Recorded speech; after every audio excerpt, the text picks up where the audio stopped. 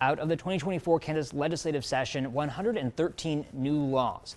2 of them passed in the recently completed special session. The majority of them, 101, will take effect July 1. Right off the bat, the Kansas Commerce Secretary can start the negotiations to entice a professional sports team, the Chiefs and Royals namely, to move here to Kansas using a modified Star Bonds program to offer to pay for most of the costs of a professional sports stadium. There are some new crimes, including for organized retail theft. That law also makes it a crime to encourage someone to commit suicide. For someone who leaves the scene of a car crash where someone is injured or killed, there'll be increased criminal penalties. This is known as Levi's Law. There are also some new abortion laws. One will make it a crime to use coercion to get someone to have an abortion. Another will have abortion providers ask patients seeking an abortion nearly a dozen new questions, which patients can decline to answer.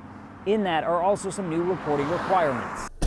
Several changes will be coming to the state's civil asset seizure and forfeiture laws, which allow law enforcement to take people's property if it's believed to be connected to a crime, whether they're convicted of that or not. It removes controlled substance possession and use from the list of crimes that qualify for seizure and forfeiture. It also shortens the window that law enforcement have to request forfeiture to 14 days. In higher education, public institutions will be prohibited from getting statements from students, faculty, and other employees regarding their views on diversity, equity, and inclusion efforts. To the state's workers' compensation laws, increasing the benefits for someone who is injured or killed on the job and making that process easier. Kansas National Guard members would also qualify for these benefits. Websites with sexually explicit adult content are now required to use age verification technology to permit access. Shawn Loging, 12 News.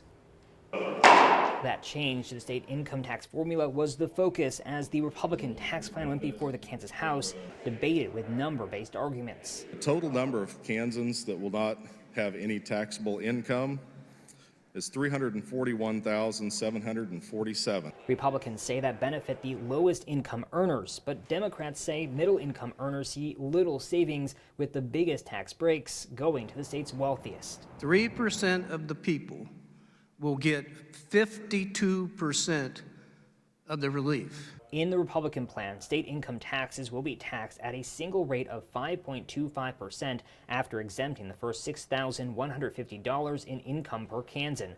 The plan also calls for cuts for the Social Security income tax, property taxes, and an earlier end to the state's food sales tax. Certain provisions out of the tax code, you're going to be able to say, well, these folks are left out. Well, these folks are left out, and that's why we built a broad package. If the governor vetoes this plan and the House and Senate can't override, the GOP says they will try again this session. We've got to get tax relief back to Kansans, so we'll take another crack at it. We could do better. We've got to pass tax relief this year, but we've got to help the middle class a lot better. It's ridiculous to give it so much to the upper end and just really squeeze the middle again. The fiscal impact of this plan is $1.6 billion over the next 3 fiscal years. That includes a $1.3 billion cut in revenue to the state's general fund. At the State House, Shawn Loging, 12 News. Rusted. Currently sitting in an auto shop's lot, but it's his again. It's a huge win. I've been listening to naysayers for years say your car's gone. Jeremy Selhorn says along the way, and it's all attributed to, my partner, Erin. She did a lot of the work. He was ready to give up on getting his '86 El Camino back. I wanted to be the cool car dad for my son. Jeremy was pulled over almost 4 years ago in McPherson County, arrested on charges of driving without a license and possession of meth. They informed me that they were going to keep my car for asset forfeiture, and I was blown away. I knew what it was, but it was a very distant threat. In the criminal case, he pleaded no contest to the possession charge, and the others were dismissed. He completed probation last year, and even then, still didn't have his car back.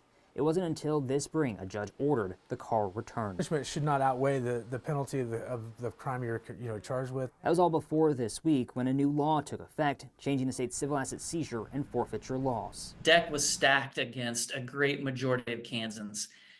These forfeiture reforms are significant because it now definitely changes the way people can bring these cases, and it gives them the ability to fight back against the government. Last year, state and local law enforcement departments seized more than $3.9 million in cash and property.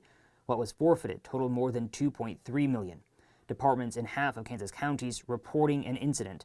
But when it comes to forfeiture cases, most go uncontested. Last year, nearly 70%. It didn't make sense to pay an attorney $5,000 to get $3,000 cash back. Under the new law, simple possession and use of drugs would no longer qualify for seizure and forfeiture. Law enforcement would have a shorter window to request forfeiture to just 14 days, and the bar to prove that case is significantly higher. We think and we hope that the types of cases that would have been brought before these changes just aren't going to be brought now. Changes Jeremy is welcoming That was pristine and spotless. after the experience in getting his car back. Batteries missing. Although now it needs repairs before he can drive it again. It's going to be like a victory lap.